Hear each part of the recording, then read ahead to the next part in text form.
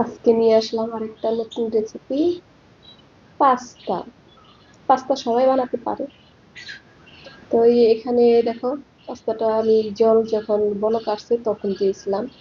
তো তখন দিয়ে একটু সিদ্ধ করে নিয়েছি।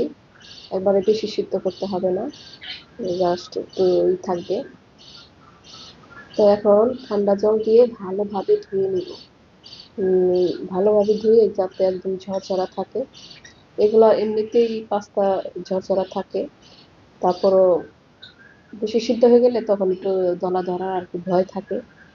সিদ্ধটা সুন্দর হতে হবে। তো এখানে আমি ঠান্ডা করে নিচ্ছি। আর এখানে কয় ধরনের পাস্তা আছে দেখো তো, বলতে পারো কিনা। তার এখানে নিয়েছি মাংস, কুচি করে কেটে নিয়েছি পেঁয়াজ, দুটো ডিম আর মরিচ। মাংস একদম কুচি কুচি করে কেটে নিয়েছি। তো মাংস দিয়ে রান্না করব। আর সয়া সস আছে, মন চালে দেবো, না দিলেও হয়। তো এই মরিচটা সিদ্ধ হয়ে ভালোভাবে হয়ে গেছে। তো এখন আমি ডিমটা আগে ভেজে নিই।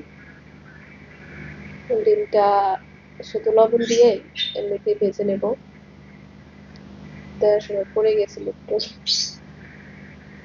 যাক, সমস্যা নেই। তো এইভাবে ভেজে নিয়েছি। তো রেখে দেবো এটা। এখন তেলের মধ্যে পেঁয়াজ দিব। পেঁয়াজটা একটু হালকা ভাজা হলে তখন মাংসগুলো দেবো।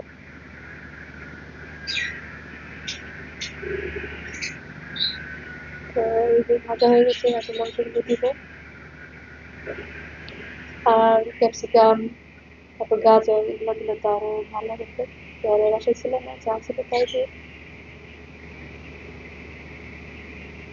তো এখানে আমি লবণ দিব একটু, আর দিব একটু রসুন। এখানে সামান্য একটু আদা আছে আর কি। তো আমি একটু মাংস মতনই রান্না করতে চাচ্ছিলাম জিনিসটা। তো এখানে রসুন, হালকা একটু আদা আছে, সিদ্ধ হয়ে গেছে। এখন দেব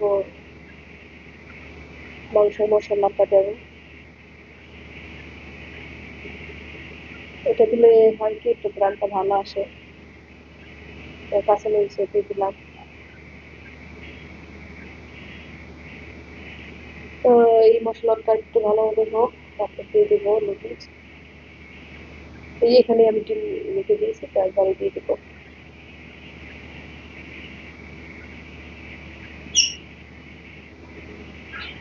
আর লবণ স্বাদ মতন দিয়েছি। আর সিদ্ধর সময় তখন দিয়েছিলাম।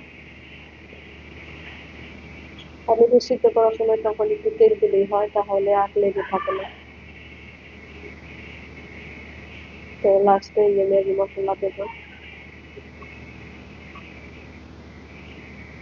ম্যাগি মশলা দিয়ে তারপর নেড়ে চেড়ে তারপর নামিয়ে ফেলতে হয়ে গেল আমার পাস্তা রান্না। তো এইভাবে রান্না করে খেয়ে দেখো, খুবই খুবই ভালো লাগবে।